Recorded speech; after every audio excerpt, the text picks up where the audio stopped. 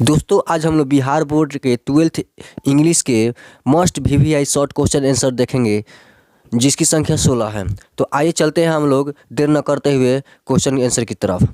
पहला है, what does Martin Luther say about the life of नेग्रोज, अर्थात मार्टिन लूथर ने नेग्रोज के जीवन के बारे में क्या कहते हैं। तो आंसर होगा, Martin Luther states that the life of negroes is very miserable, their condition has not changed, they have no charm in the lives and are completely cut off from society. कहने का मतलब Martin Luther कहते हैं कि Negroes का जीवन बहुत ही दयनीय है, उनकी स्थिति में कोई बदलाव नहीं आया है, उनके जीवन में कोई आकर्षण नहीं है और वे समाज से पूरी तरह अलग थलग हैं। Why did our ancestors dissuade us from luxuries and pleasures? हमारे पूर्वजों ने हमें विलासिता और सुख सुविधाओं से क्यों रोका। Our ancestors dissuaded us from luxuries and pleasures because they observed that a man is not necessarily happy because he is rich or poor.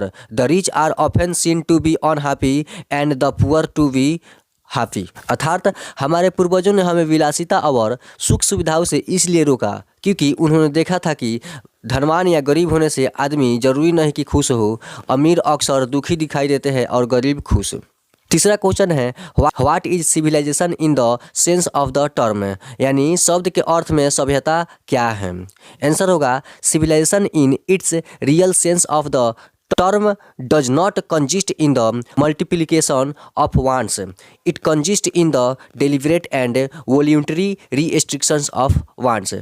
अर्थात शब्द के वास्तविक अर्थ में सभ्यता का मतलब इच्छाओं की वृद्धि नहीं है, यह इच्छाओं के जानबूझकर और स्वैच्छिक प्रतिबंध में निहित है। चौथा क्वेश्चन है, how does Mahatma Gandhi want his countrymen to deal with modern civilization. Mahatma Gandhi चाहते हैं कि उनके देशवासी आधुनिक सभ्यता से कैसे निपटे।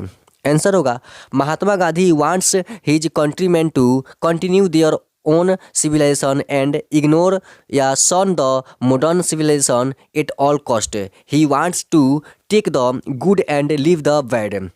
अर्थात महात्मा गांधी चाहते हैं कि उनके देशवासी अपनी सभ्यता को जारी रखें और हर कीमत पर आधुनिक सभ्यता को नज़रअंदाज या त्याग दे। वे अच्छा लेना और बुरा छोड़ना चाहते हैं।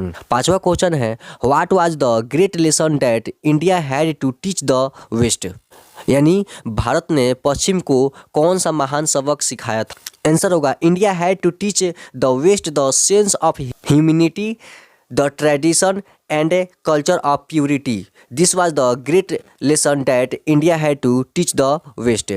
अर्थात भारत ने पश्चिम को मानवता की भावना, परंपरा और पवित्रता की संस्कृति सिखाई थी। यही भारत का पश्चिम को सिखाने वाला महान सबक था। छठा क्वेश्चन है, what is the pledge taken by the Negroes, यानी नेग्रोज ने क्या प्रतिज्ञा ली है। आंसर होगा, the Negroes pledge that they will never turn back until they get their rights, they will continue their marching for their real freedom and justice. अर्थात Negroes ने प्रतिज्ञा ली है कि जब तक उन्हें अपने अधिकार नहीं मिल जाते तब तक वे कभी पीछे नहीं हटेंगे, वे अपनी वास्तविक स्वतंत्रता और न्याय के लिए अपना मार्च जारी रखेंगे। सातवां क्वेश्चन है, what are the two aspects of work that he talk about. कहने का मतलब काम के कौन से दो पहलू हैं जिनके बारे में वह बात करते हैं। आंसर होगा, he talks about two aspects of work that he thinks about individual work and social work are both related to each other.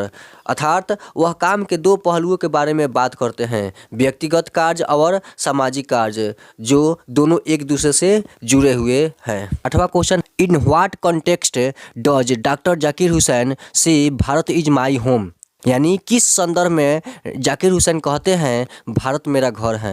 Answer है, he says Bharat is my home when he delivers his speech after taking the oath as the president of India. He thinks that he is the president of this country and it is like his home and it's people are like his family. Here he expresses his national feelings। अर्थात जब वह भारत के राष्ट्रपति पद की शपथ लेने के बाद अपना भाषण देते हैं तब वह कहते हैं भारत मेरा घर है।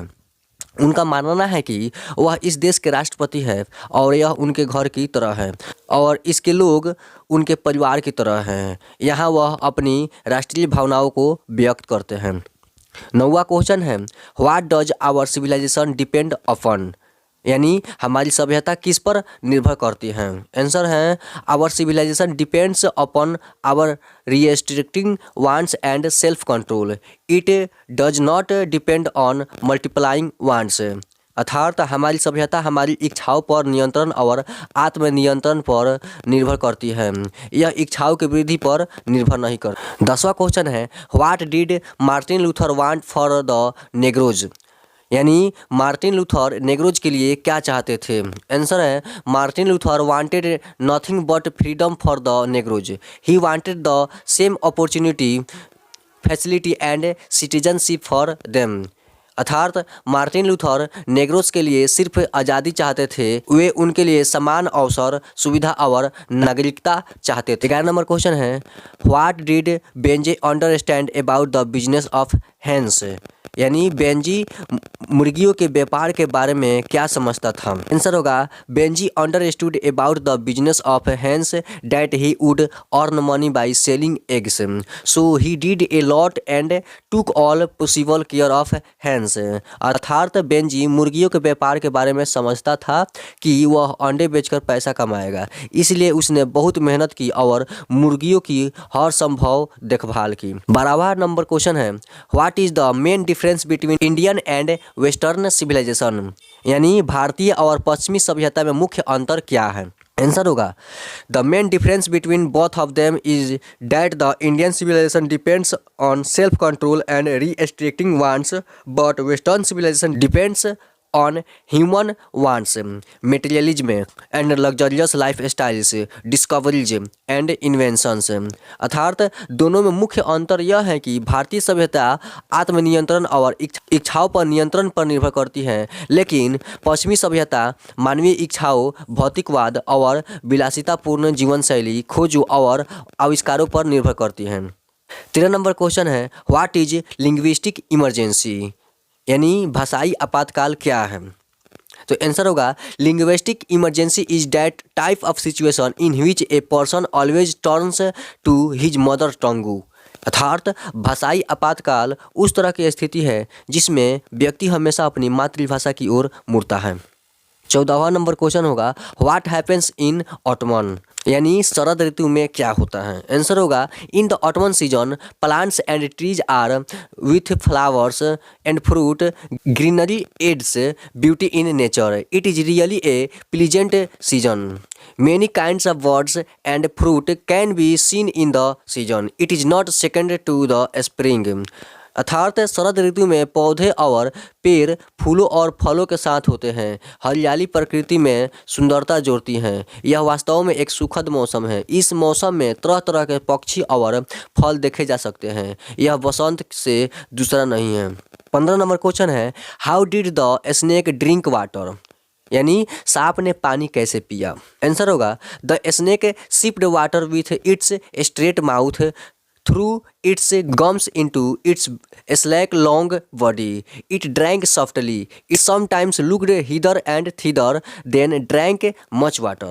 अर्थात सांप ने अपने सीधे मुंह से मसूरों के माध्यम से अपनी ढीले लंबे शरीर में पानी की चुस्की ली, उसने धीरे धीरे पिया, कभी कभी वह इधर उधर देखता था, फिर बहुत पानी पीता था। Why is मैकेविटी कॉल्ड या टर्म्ड ए क्रिमिनल, यानी क्यों मैकेविटी को अपराधी कहा जाता है।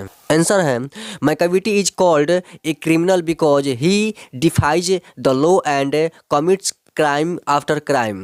After committing a crime, he eats food, drinks milk, kills small dogs, steals jewels, removes important papers, but after the crime, he is never found there.